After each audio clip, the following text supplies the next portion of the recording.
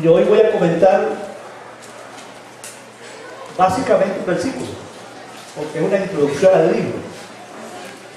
La idea hoy es que usted tenga una idea de completa acerca de este libro,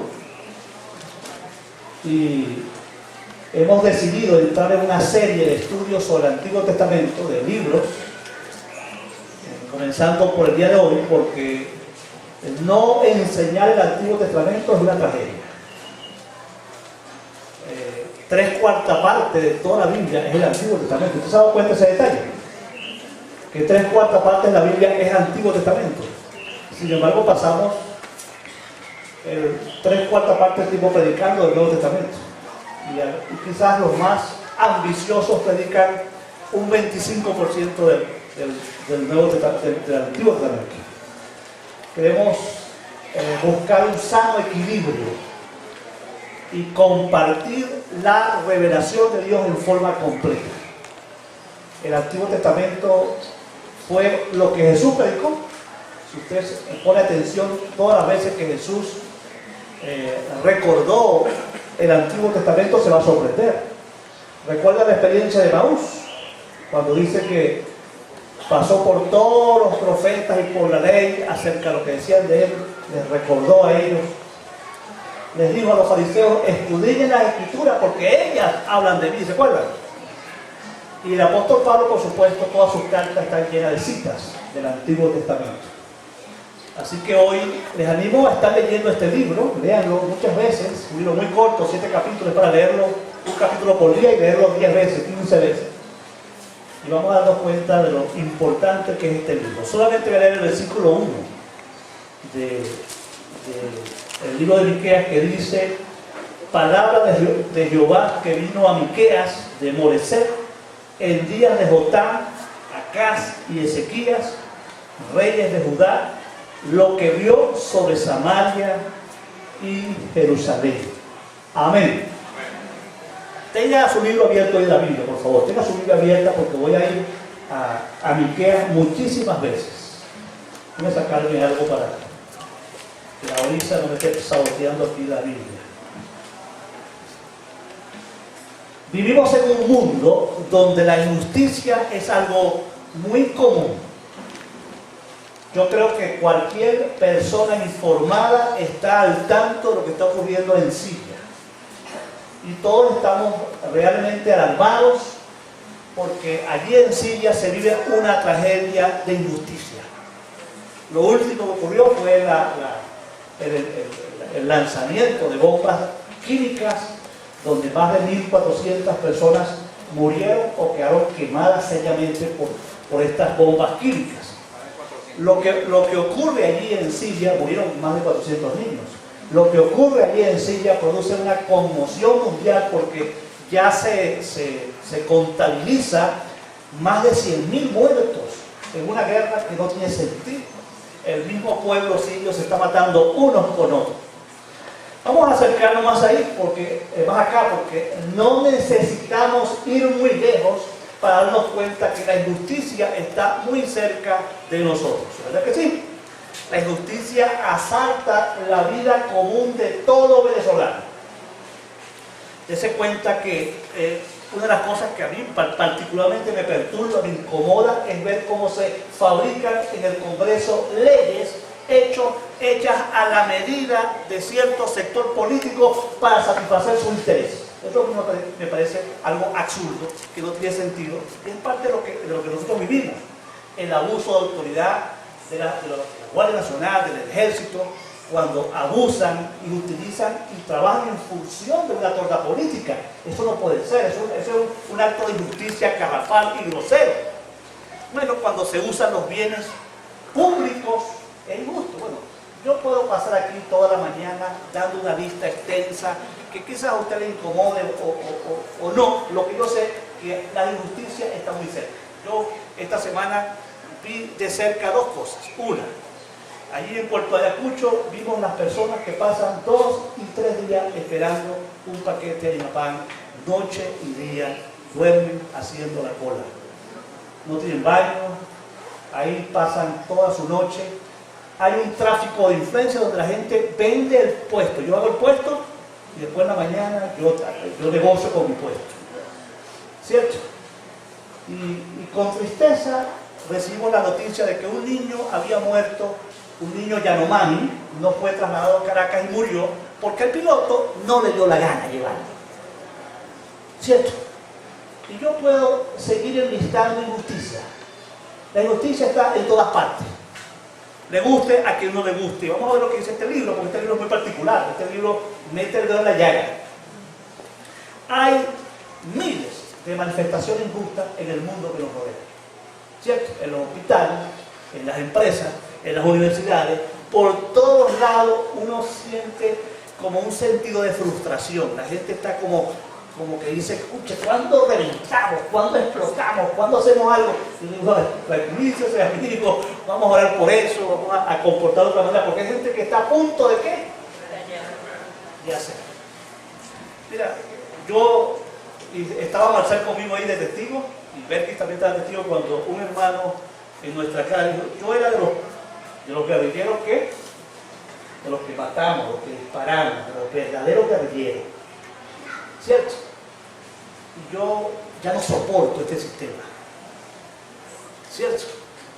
Ya creo que esto se corrompió. Usted tiene que ver Puerto Ayacucho para que vea con sus ojos lo que está pasando allá. La rebatiña de Puerto Ayacucho. Y yo escucho un hombre que llegó a Dios y que dejó las armas, pero si usted supiese los datos de este hombre, yo lo voy a decir. Él era el motorizado del Mono Jojoy. Ok, estuve a 1 metro de él, conversando con él, sentado, fuera tomando refresco. Marcel está aquí testigo. Y Berkis, también está de testigo en esa conversación. El motorizado del Mono Jojoy, que ha apoyado el sistema, pero que dice, ya basta. Ya basta de injusticia. Yo veo frustración por todas partes. El taxista anda frustrado. El ama de casa anda frustrado. Porque hay mucha injusticia. La injusticia se ve no solo en las instituciones públicas, sino también en la familia, en la religión. En todas partes la injusticia ha penetrado. ¿Y usted sabe por qué, hermano? Porque somos una sociedad en pecado. ¿Ok? Y el pecado nos ha apartado de Dios. Y cuando un pueblo se aparta de Dios, ese pueblo va a pagar las consecuencias de su pecado. ¿Cuántos creen que el pecado paga consecuencias? Y que el pecado no pasa por alto en sus consecuencias para el pueblo. Todos pagamos las consecuencias del pecado que pueda estar cometido quien sea. Aunque sea funcionario público, el pecado va a traer serias heridas, serias desgracias en nuestra tierra, lamentablemente. Eso es lo que pasa cuando una sociedad no respeta a Dios y no toma en serio a Dios. Ahora, la pregunta es ¿cómo reaccionamos nosotros ante la injusticia? ¿Cierto? Yo recuerdo a un hermano decir en una conferencia, yo tengo en la sangre la violencia. O sea, estaba diciendo, yo estoy aquí como con ganas de matar a alguien. Estoy alborotado por dentro. ¿Cómo reaccionamos? ¿Reaccionamos? ¿Nos hacemos locos? ¿Nos conformamos para que el mundo siga dando vueltas? Que siga, que algún día algo va a pasar. Esa es la actitud que debemos asumir. O la actitud de algunos que piensan que hay un paraíso en otra parte del mundo, donde yo me voy a mudar y allá nada me va a pasar. ¿Cierto? Hay otra parte del mundo donde hay un paraíso y allá yo me voy a ir y voy a librarme de esta desgracia. Donde haya pecado siempre habrá desgracia. O voy a unirme a las marchas, voy a no sé, ser parte de una compilación, no sé qué será. Se puede asumir también esa postura de asumir la violencia. Yo quiero decirles algo, hermano. Sepan todos, porque el libro de Miqueas dice esto, sepan todos. Dios no permanece en silencio en relación a la injusticia. Amén. Dios no se ha hecho el loco en relación a la injusticia de la gente. Tenga mucho cuidado. Y vamos a ver cómo este libro va a ser una respuesta para nosotros. Y gracias a Dios por su palabra, que en todas sus partes es una bendición para la vida nuestra. Miqueas, su nombre significa ¿quién como Jehová? Me gusta ese nombre, ¿verdad? Miqueas. ¿Quién como Jehová? Vean, acá se la pregunta, esa pregunta ahí. ¿Quién como nuestro Dios? Dígame. ¿Hay uno que sea como Él? No. Eso es lo que significa Miqueas. ¿Quién como Jehová? Jehová de los ejércitos está con nosotros. Amén. Pero yo creo que Dios no se equivocó en llamar a este hombre, a este profeta, Miqueas. Oiga bien, Miqueas fue un profeta que pregonó que aunque exista injusticia, la justicia de Dios reinará tarde o temprano. Amén. ¿Te gusta esto? Amén. Su mensaje decía, hay injusticia, pero Dios nos va a rescatar, Dios nos va a salvar, Dios va a traer un mundo diferente. Amén.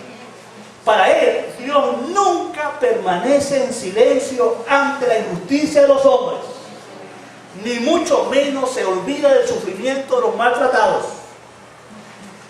Miqueas vislumbraba una situación futura muy diferente a la que veía en su entorno. Y ya vamos a ver una descripción de lo que veía Miqueas en su mundo. El ministerio de Miqueas se desarrolló en tres contextos históricos diferentes. Como dice Miqueas 1:1, sirvió a Dios durante los reinados de Jotán, Acaz y Ezequías. Eran tiempos, esos tres reyes, si usted vaya al libro de Segunda Reyes capítulo 16 o a Segunda Crónicas 28, se va a dar cuenta, cuando se relatan la vida de estos reyes, eran tiempos de invasión extranjera, pero eran tiempos también de una presión económica muy alta. Había mucha dificultad aún para comer. La idolatría era tan desenfrenada que el rey Acaz, el mismo rey, entregó a su hijo para que sea quemado, ofrecido en sacrificio a los ídolos. Así era la condición del tiempo de Miqueas. Miqueas advirtió ante tanto pecado, advirtió la destrucción de Dios sobre los pecadores y animó a los judíos que estaban sufriendo con palabras de esperanza y liberación. Si usted puede revisar Miqueas 1, del 2 al 7, Dios empieza a revelarse y a mostrar que el Dios Todopoderoso vendrá desde el cielo, se va a manifestar, se va a revelar y va a castigar el pecado. Ay, ay, ay. El mensaje de Miqueas se dirigía a una audiencia que tenía relación con las instituciones políticas, económicas y religiosas. Y voy a ver aquí 5 puntos importantes de Miqueas. Número 1. Miqueas enfrentó a los poderosos burócratas de la clase alta. Vean conmigo, por ejemplo, a Miqueas capítulo 3, versículos 1 al 3. Por eso digo, tenga la Biblia abierta. Ve lo que dice ahí. Dije, oí ahora príncipe de Jacob y jefes de la casa de Israel. Vean, está hablando ya de las autoridades, gobernadores, alcaldes, quien sea. ¿No concierne a vosotros saber lo que es justo?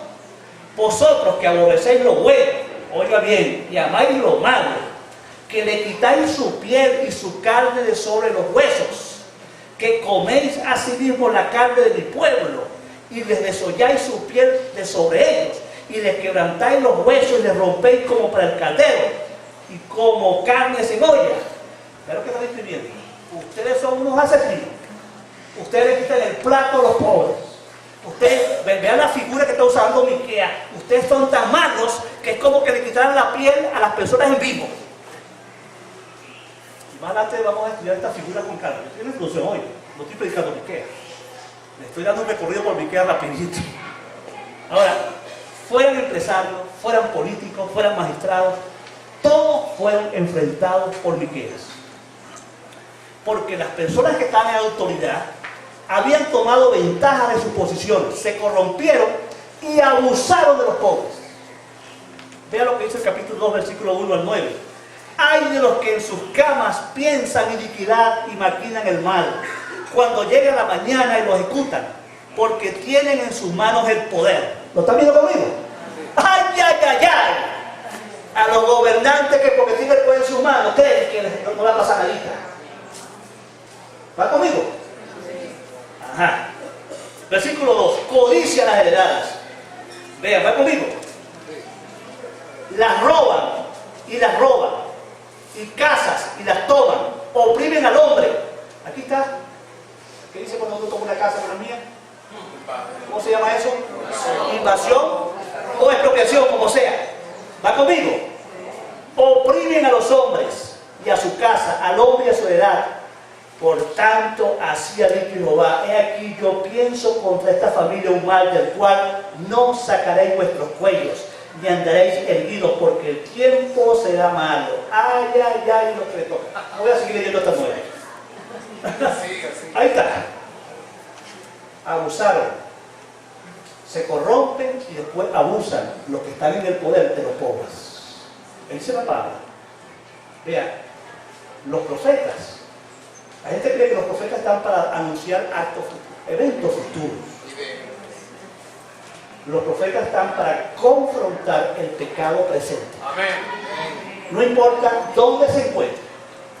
Puede estar en el presidente de la República o puede estar en el más pequeño ciudadano del país. En todo ser humano que esté pecado, los profetas están puestos para confrontar. Lo primero que confrontaron fue el pecado de las autoridades, de los magistrados, de los políticos, de los que manejaban el poder. Segundo, Miqueas hizo alusión a los conflictos a nivel de la familia. Indica que no se podía confiar ni en la gente más cercana. En otras palabras, para Miqueas, los enemigos podían estar en su propia casa. Vean conmigo Miqueas 7, 5 y 6. Vean ahí Miqueas 7, 5 y 6. Vean lo que dicen esos dos versículos. No creáis en amigo, ni confiéis en príncipe, de la que duerme a tu lado, cuídate. No abras tu boca. Ay, papaito. Porque el 6, porque el hijo deshonra al padre, la hija se levanta contra la madre, la nuera contra su suegra, y los enemigos del hombre son los de su casa. Yo escucho a algunas mujeres que se están divorciando y dicen: yo no sabía. Después que el individuo se va afuera y se vuelve un monstruo para destruirla, yo no sabía que dormía con el enemigo. El pecado que nos asedia, el pecado que nos corrompe la sociedad, entró hasta la familia y le ha dañado. Cuídate de tu suegra. Pues yo suegra, aquí está la Biblia. Aquí está la Biblia. Dice: contra la nuera, contra su suegra, los enemigos del hombre están en su casa. Ahí dice la palabra. Lo dice la Biblia. ¿Por qué? Lo que está diciendo aquí, ¿cuál es el problema? El problema es que el pecado también entró a la casa.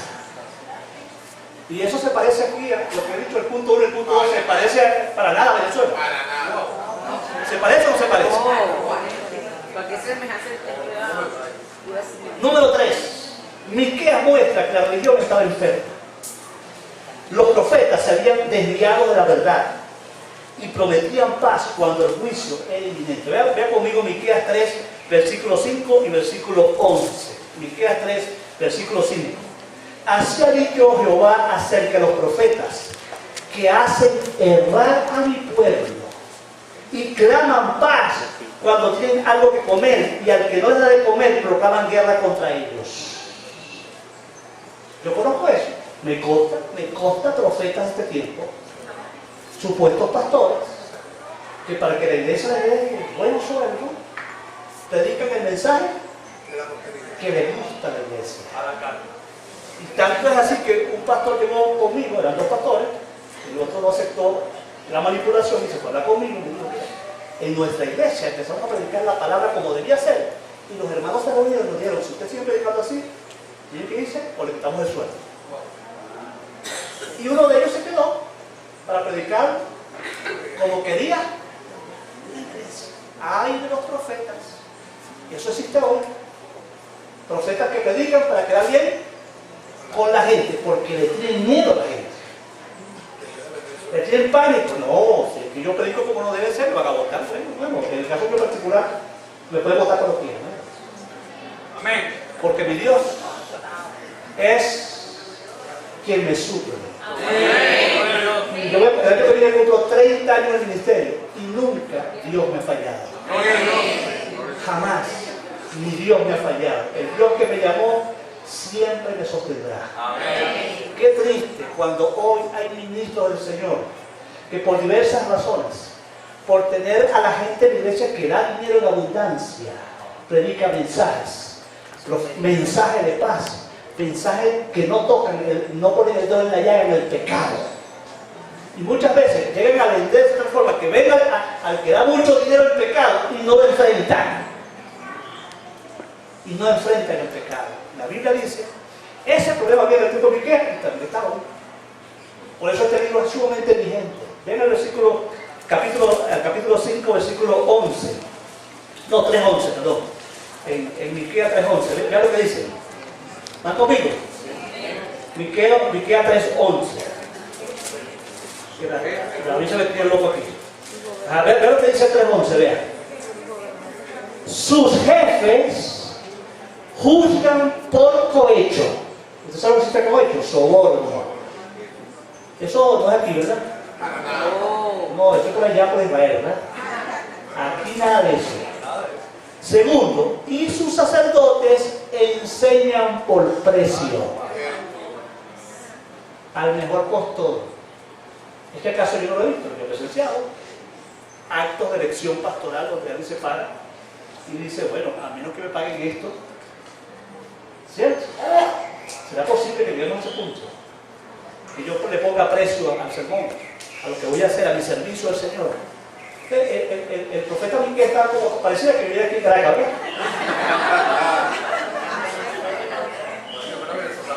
¿verdad? Parece que fuera venezolano. ¿No le parece? Vean, este pueblo con tales líderes espirituales seguía ofreciendo sacrificio a Dios, pero estaban completamente perdidos de lo que Dios les estaba pidiendo realmente en medio de esa realidad que ellos vivían. Miqueas condenó el culto mecánico y ritual del pueblo. Su adoración se limitaba a cumplir con los sacrificios rituales, pero los principios fundamentales que Dios exigía estaban ausentes. Miqueas muestra la falsedad de ese culto y el rechazo de Dios a tales sacrificios. Vaya conmigo a Miqueas 6, versículos 6 y 7. Miqueas capítulo 6, versículos 6 y 7, es lo que dice. Miqueas dice, ¿con qué me presentaré ante Jehová y adoraré al Dios Altísimo? Pregunta. ¿Me presentaré ante Dios con holocausto, con becerros de un año? ¿Se agradará Jehová de millares de carneros o 10,000 arroyos de aceite? ¿Daré mi primogénito por mi rebelión, el fruto de mis entrañas por el pecado de mi alma? Oh hombre, Él te ha declarado lo que es bueno. ¿Qué pide Jehová de ti? Solamente hacer justicia y amar misericordia y humillarte ante tu Dios. Te lo digo en griego. ¿Qué es lo que Dios está esperando? ¿Cultos? ¿Cultos? ¿Está esperando tus ofrendas? ¿Estás esperando tus alabanzas aquí en este equipo? ¿Está esperando que atendamos a los niños de la luz? Bueno, podemos estar atendiendo 100 cosas y estar fuera de la voluntad de Dios. Usted sabe, si el culto de los que están aquí no es un culto como el que dice Miqueas, un culto que ame hacer justicia, un culto que ame hacer el bien, un culto de alguien que se humilla ante Dios. Olvídate, la religiosidad, eso es paganismo, es sincretismo, será otra cosa, pero no es el culto que Dios quiere. Estos líderes falsos habían distorsionado las creencias del pueblo y el pueblo estaba confundido creyendo que la religiosidad era suficiente. Aunque ofrezcas, dice aquí, miles de sacrificios, miles de cultos, miles de ofrendas, miles de ayuno, miles de vigilia, lo que es todo eso, Dios no va a aceptar si no hay justicia, santidad, dedicación a los propósitos de Dios. Moca. Miqueas fue un profeta que confrontó valientemente el pecado del pueblo de Dios en el poder del Espíritu Santo. ¿Verdad? En Miqueas 1:5, él le pone, mira lo que dice en Miqueas 1:5 cuando habla del pecado. Vean cómo se refiere a ello. Mira cómo los trata en 1:5. Vean lo que refiere. Dice, todo esto por la rebelión de Jacob y por los pecados de la casa de Israel. ¿Cuál es la rebelión de Jacob? No es Samaria. ¿Y cuáles son los lugares altos de Judá? No es Jerusalén. Haré después de Samaria montones de ruinas y tierra para plantar viña y derramaré sus piedras por el valle y destruiré su cimiento. Y todas sus estatuas serán despedazadas. Es como si yo dijera, ¿Dónde está el pecado? ¿Es que acaso el pecado no está en Caracas, en Maracaibo? Y yo dije así. ¿Está bien? ¿Dónde están los ídolos? En estas dos ciudades. Amén. Y Dios va a destruir esta ciudad, si yo empiezo a decir, la va a destruir, va a tumbar todos sus ídolos. Es como si yo estuviera diciendo eso. Estaba haciendo referencia a las dos capitales, a la de Israel y a la de Judá. ¿Ok? Y dice, estas dos capitales están corrompidas por el pecado y Dios lo va a desmenuzar, los va a destruir. Piedra sobre piedra se removida. ¿Pasó o no pasó esto?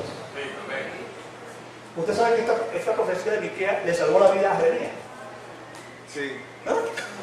Esta profecía le salvó el pellejo. Porque Jeremías, cuando profetizó lo mismo, lo metieron en el foso para matarlo. Y vinieron unos ancianos y le citaron la cita de Miqueas. Bueno, pero Miqueas nadie lo mató porque dijo la profecía. Y eso salvó a Jeremías. Eso está citado ahí en el libro de Jeremías, capítulo 26, si mal no recuerdo. Se cita cuando esta profecía salvó el pellejo de Jeremías. Dese cuenta, hermano, Miqueas tuvo los pantalones para decirle al presidente, al rey, que era un pecador. Y esta ciudad es una ciudad de pecado. Y a menos que se arrepienta, esta ciudad Dios la va a juzgar, la va a castigar. ¿Usted lo cree, hermano? Amén. Y después vamos a aplicar. Después vamos a bajarnos si verdad esta cosa es por nosotros también aquí. Su mensaje anunció el juicio de Dios sobre el pecado y la injusticia, pero también exigió la transformación de las creencias y prácticas de la gente. Miqueas también anunció que a pesar de tal situación, Dios traería esperanza y salvación. Vean conmigo allí a Miqueas capítulo 4, versículos 1 y 2. Vea, acontecerá en los postreros tiempos que el monte de la casa de Jehová será establecido por cabecera de montes y más alto por collado. Y correrán a él los pueblos. Y vendrán muchas naciones, y de ahí venid y subamos al monte de Jehová y a la casa de Dios de Jacob, y nos enseñará en sus caminos y andaremos por sus veredas, porque de Sion saldrá la ley y de Jerusalén la palabra de Jehová. Y él juzgará entre muchos pueblos y corregirá a naciones poderosas hasta muy lejos. Vendrá un tiempo cuando vendrá la prosperidad sobre esta ciudad. No solamente le agarró el palo y los acusó de pecado, sino también dijo, hay esperanza. En Dios hay esperanza. Miqueas pues habló de esa forma. Dios aparecerá como un pastor que rescatará a su pueblo y le dará salvación. El Mesías cumplirá los propósitos futuros de Dios. Vea conmigo Miqueas 4, 6 y 8. Vea lo que dice. En aquel día, dice Jehová, juntaré la que cojea y recogeré la descarriada y a la que afligí, y pondré a la coja como remanente y a la descarriada como nación robusta, y Jehová reinará sobre ellos en el monte de Sion desde ahora y para siempre. Bendito el nombre del Señor. ¿Verdad que hay esperanza? Si usted va al capítulo 5, del 1 al 4, dice, rodéate ahora de muros, hija de guerreros, nos han sitiado, con vara irán en la mejilla al buen Israel. Pero tú, Belén Efrata, pequeña para estar entre la familia de Judá, de ti me saldrá el que será Señor en Israel. Y usted puede seguir leyendo hasta el versículo 4 y darse cuenta que Dios no es un Dios que simplemente castiga, sino un Dios que cumple su palabra, cumple su promesa. Dios traerá una renovación, un cambio, una restauración. Hay esperanza para los que seguimos a Dios. En otras palabras, porque Dios es un Dios perdonador. Si este país se arrepiente, si Israel se arrepiente, Dios lo va a perdonar. Amén. Si Venezuela se arrepiente, Dios también lo va a perdonar, porque eso es lo que dice Miqueas, que Dios como tú, 7:18, que perdona la maldad y olvida el pecado del remanente de su heredad, no retuvo para siempre su enojo, porque se deleita en misericordia.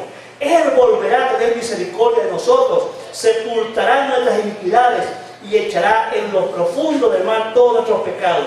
Cumplirás la verdad, Jacob, y Abraham la misericordia que juraste a nuestros padres de tiempos antiguos. ¿Se dan cuenta que si hay esperanza si nos arrepentimos? Amén. Ahora bien, hermano, déjeme terminar con estas conclusiones muy importantes para que nos animemos a estudiar este libro. El libro es apasionante, ¿verdad que sí? Vayan para estudiar con ganas. Vayan a su escuela dominical, que allá van a estudiar el contexto histórico, a las 10 a 11 de la mañana. Y en la aplicación el pastor va a aplicar el texto. ¿Cómo lo podemos obedecer? En otras palabras. Así que los animo para que se unan al pueblo dominical y participen y le saquen mayor provecho a este libro. Debe terminar con las siguientes conclusiones. Primero, el propósito de Dios para su pueblo es que su pueblo cumpla su misión redentora en el mundo. Miqueas estaba consciente de eso. ¿De qué estaba consciente?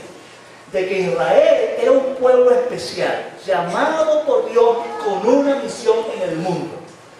Pero si ese pueblo se apartaba, no se apartaba del pecado, no vivía en santidad, no practicaba la justicia, era imposible que cumpliera el perfecto plan de Dios para el mundo. Miqueas estaba consciente. Por eso usted ve en el último versículo, en el versículo capítulo 7:20, que él dice: cumplirán la verdad a Jacob y a Abraham la misericordia. ¿Se acuerdan? ¿Por qué cita Abraham? ¿Cuántos recuerdan la bendición de Dios a Abraham en Génesis 12:1? Bendeciré a los que bendijeren y maldeciré a los que te maldijeren, y en ti serán benditas todas las naciones de la tierra. Israel era el pueblo de Dios. Y como pueblo de Dios tenía que apartarse del pecado. Sus autoridades, sus magistrados, sus jóvenes, sus adultos, sus niños, sus mujeres, todo el mundo tenía que apartarse del pecado y hacerle bien a las naciones. Si no lo entendían, si no entendían ese propósito y se apartaban del plan de Dios, significaba que Dios iba a emitir un juicio sobre ellos. Los iba a castigar. ¿Ok? Número 2. Dios juzga el pecado donde quiera que se encuentre. Amén. ¿Cuánto lo creen? Amén. En este libro vamos a ver que Dios no solo se preocupa por el pecado personal, sino también por el estructural, el colectivo, el social. ¿Ok? Hay pecado social. Es el pecado que uno ve en las instituciones, que ve en el día a diario, donde todo el mundo cree que se puede comer la luz, donde todo el mundo cree que puede violentar la información del CENIAT, donde todo el mundo cree que puede sobornar al fiscal público. Eso es pecado social. Nos contaminamos por el pecado. Dios está pendiente del pecado social como del pecado individual. Vean, en 2:1 y 2, Dios condena la codicia que planea apropiarse los genes.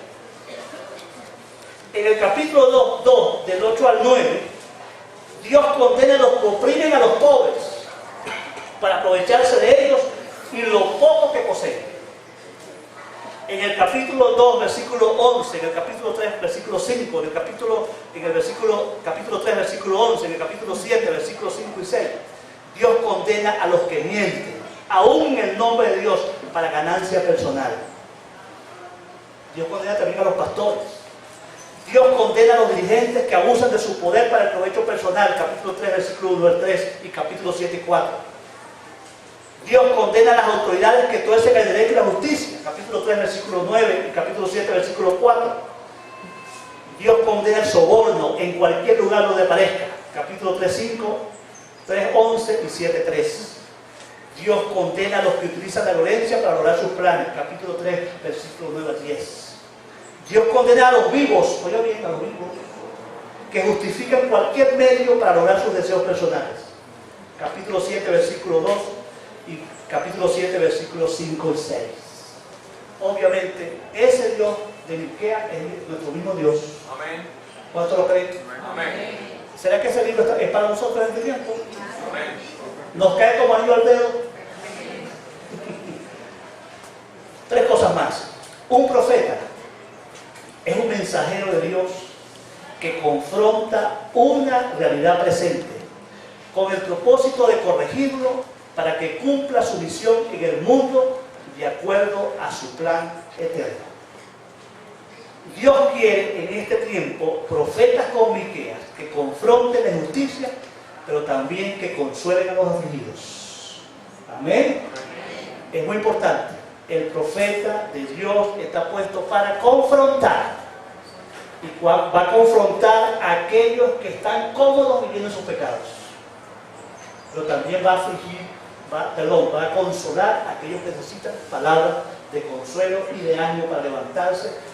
Aquellos que sufren el maltrato de los poderosos, el profeta también traerá palabras de esperanza para ellos. Amén. Amén. Hoy más que nunca hace falta el ministerio del profeta. pero del profeta bíblico. Muchos profetas que están ahí vaticinando que te va bien el año que viene, que están con un carro el año que viene, que este año te vas a casar. Esas ridiculeces no. Es el profeta que predica la palabra de Dios y que pone el dedo en el pecado. ¿Ok? Pero también que anima al pueblo de Dios. Hay juicio de Dios porque Dios no pasa por alto el pecado. No olvide esto. No olvide esto, que el libro lo va a enseñar y lo va a aprender muy bien. Hay juicio cuando un pueblo está en pecado. ¿Cuántos creen que Venezuela está en juicio? Amén. Usted en un país tan rico como este, ¿se justifica esto, hermano? Si usted viaja y usted va a otras partes del mundo, a cualquier parte, aunque usted vaya al imperio, usted sabe que he viajado a muchas partes del mundo. He estado en Europa, en Asia, en África. Y este país, cuando uno ve, uno compara, Venezuela es un país extraordinariamente bendecido. Amén. Con riqueza. ¿Tú se imaginas que todo el país en África donde no hay agua, mano? Donde le compran el agua al país vecino. O donde sacan agua a 300 metros de profundidad. Usted sabe, ahorita yo pasé por aquellos ríos tan bellos.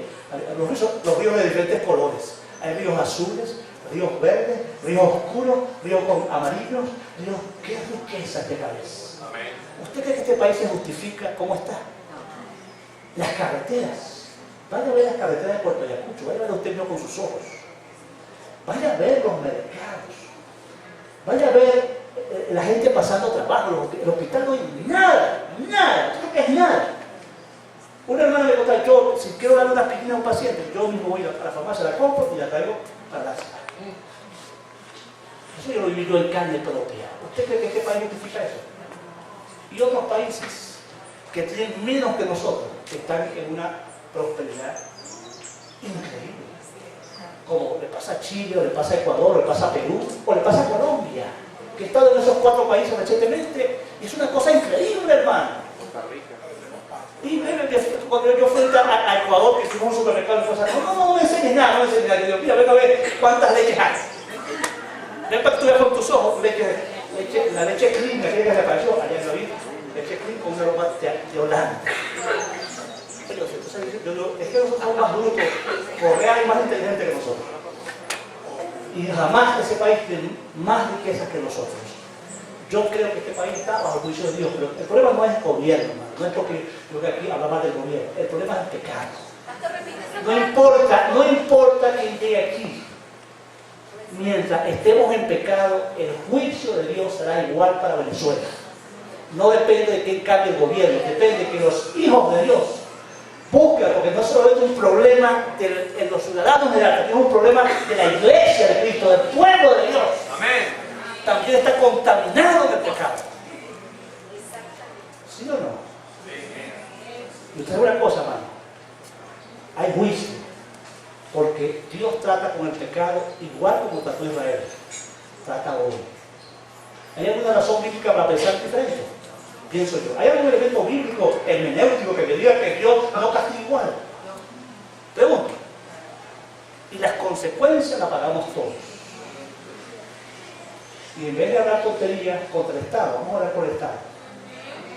Y vamos a clamar para que Dios cambie las cosas. Amén. Para que vayan a las posesiones del Estado gente que tema a Dios.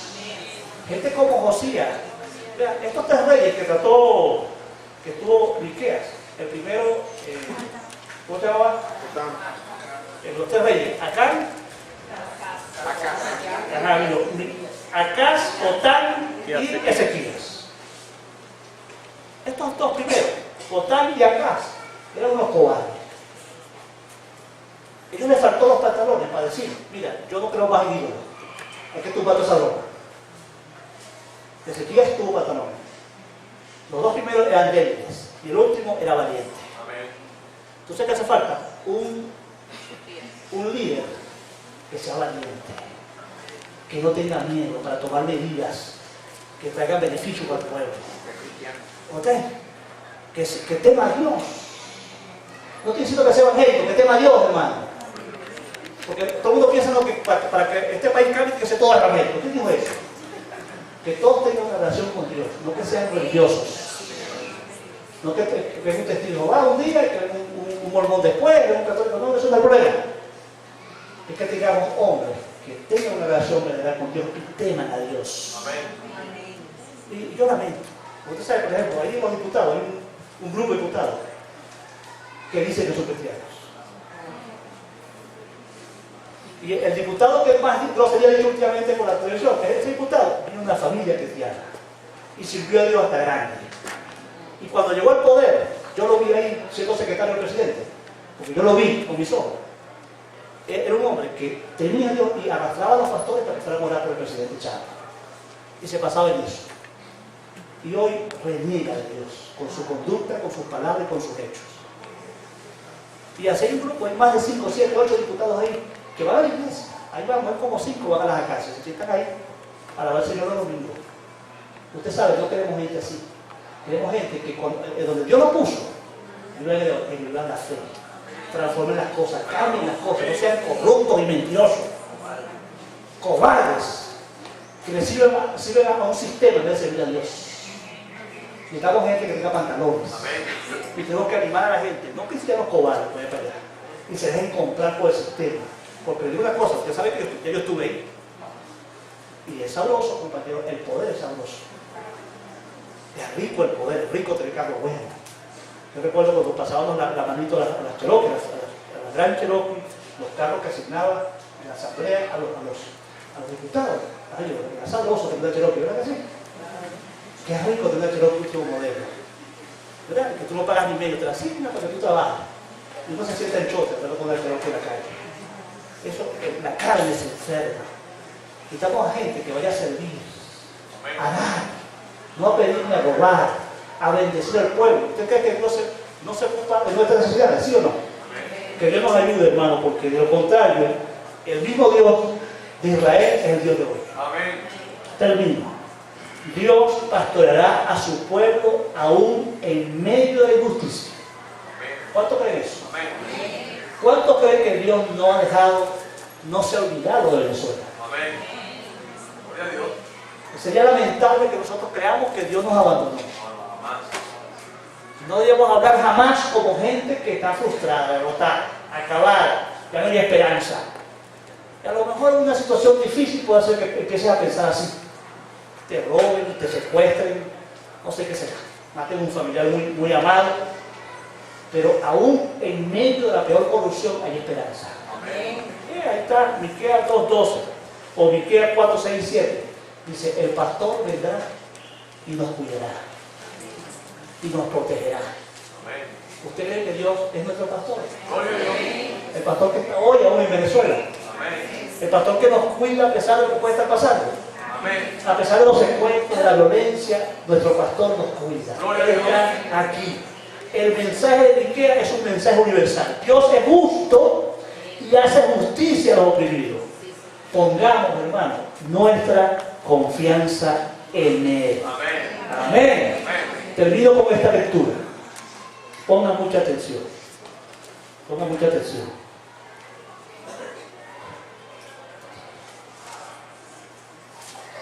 Termino con esta lectura del Salmo 146, que dice así. ¿Ve lo que dice? Alaba, oh alma mía, Jehová. Alabaré a Jehová en mi vida. Cantaré salmos a Dios mientras viva. No confiéis en los príncipes. ¿Están oyendo? No confíes en el presidente de la República, no confíes en el gobernador, no confíes en el presidente de PDVSA, ni en hijo de hombres, porque no hay en él o en ellos salvación. ¿Lo creen? Pues sale su aliento y vuelve a la tierra. En otras palabras, se van a morir. ¿Están conmigo? En ese mismo día perecen sus pensamientos. O sea, ese líder que tú puedes estar amando se va a morir y el día que se muera se acabó todo lo que crees. ¿Van conmigo? ¿Van conmigo? Pero dice lo contrario al 5. Bienaventurado aquel cuyo ayudador es el Dios de Jacob. Usted quiere encontrar en este momento difícil, en este momento de dificultad social, religiosa, política, económica, queremos encontrar consuelo, apoyo, protección, bendición de Dios. ¿En quién vamos a confiar? En el Dios de Jacob, cuya esperanza está en Jehová su Dios. el cual hizo los cielos y la tierra, el mar y todo lo que en ellos hay, que guarda la verdad para siempre, que hace justicia a los agraviados, que da pan a los hambrientos. Jehová liberta a los cautivos, Jehová abre los ojos de los ciegos, Jehová levanta a los caídos, Jehová ama a los justos, Jehová guarda a los extranjeros, al huérfano la ayuda sostiene, y el camino de los impíos trastorna. ¿Están conmigo? Reinará Jehová para siempre. Tu Dios, oh Sión, de generación en generación. ¡Aleluya! Tenemos un Dios que no nos ha dejado solos. Bendito el nombre del Señor. ¿Les animo a estudiar y qué? Vaya pena. Señor, prepara nuestros corazones para que en los próximos domingos, hasta el mes de diciembre, nuestros corazones reciban esa palabra profética de aliento, de gozo, de paz que viene de parte tuya. No permitas que de nosotros salga palabra humana, no salga emoción humana, no salgan pensamientos humanos. Que la palabra que se comunique es una palabra fiel a lo que contiene tu Santa Escritura. Y que tu siervo que se para aquí cada semana, o los siervos que nos paramos aquí, podamos ser fieles a comunicar lo que está en tu corazón. Porque sabemos, Señor, lo que la iglesia, Ríos de Guariba, necesita justamente en este tiempo. Señor, tú lo sabes. Y nosotros nos toca comunicar con fidelidad lo que la iglesia necesita. Señor, creemos que el mensaje de Miqueas pareciera que fuera hecho al calco en una forma perfecta para nosotros en este tiempo. Ayúdanos a recibir el mensaje y que la exhortación toque nuestros corazones para apartarnos del pecado, pero también para comprometernos en vivir como a ti te agrada. Sabemos, Señor, que el profeta o tu palabra nos va a decir cosas que no nos van a caer bien. En el corazón nos vamos a sentir incómodos, algunas veces molestos, otras veces con ganas de huir o de protestar. Pero esta es tu palabra, Señor. Y tenemos que comunicarla. Como Pablo que dijo, ¡ay de mí si no predicar este evangelio! O como Pablo cuando dijo que necesitaba comunicar todo el consejo de Dios. Que en Ríos de Guariba se comparta todo el consejo de Dios. Y que la iglesia Ríos de Guariba reaccione a tu palabra como a ti te agrada. Señor, oramos por Venezuela. Porque hoy más que nunca este país necesita una palabra acertada, una palabra radical, una palabra donde se ponga el dedo en la llaga del pecado, una palabra que exhorte a la iglesia y al pueblo de Dios y al pueblo venezolano a recapacitar y a volver a Dios. Señor, Venezuela se ha apartado de ti. Hay idolatría, hay corrupción, hay violencia, hay injusticia, porque simplemente nos hemos apartado del Dios Todopoderoso. Oh Dios, solo tú puedes derramar tu Espíritu Santo para quebrantar los corazones de este pueblo, para que tengan la necesidad de buscar al único y verdadero Dios, para que exista un pueblo que reconozca que hay un Dios en el cielo, un Dios verdadero. Y cuando estamos con Dios, podemos prosperar, porque Dios es fiel. Tu palabra dice que tu voluntad es buena, agradable y perfecta. Queremos un país donde haya bondad, donde haya paz, donde haya seguridad, donde haya comida para todos. Porque tú has prometido, Señor, darle a tus hijos las cosas buenas. Por eso nosotros creemos que sí podemos tener un país mejor. Oramos, Señor, por los que están en autoridad, desde el presidente Nicolás Maduro hasta el último funcionario. Padre, ábreles a su corazón. Tú puedes hacer que muchos de ellos que han escuchado ya tu palabra vuelvan a ti. Y aquellos que todavía no han abierto su corazón sean tocados por el poder de tu Espíritu Santo. Oh Dios de toda gloria, nosotros queremos participar también. No queremos estar con los brazos cruzados. queremos también ser parte de los cambios. Ábrenos las puertas, Señor, para que como iglesia podamos participar para tener un país mejor, para la gloria de tu nombre.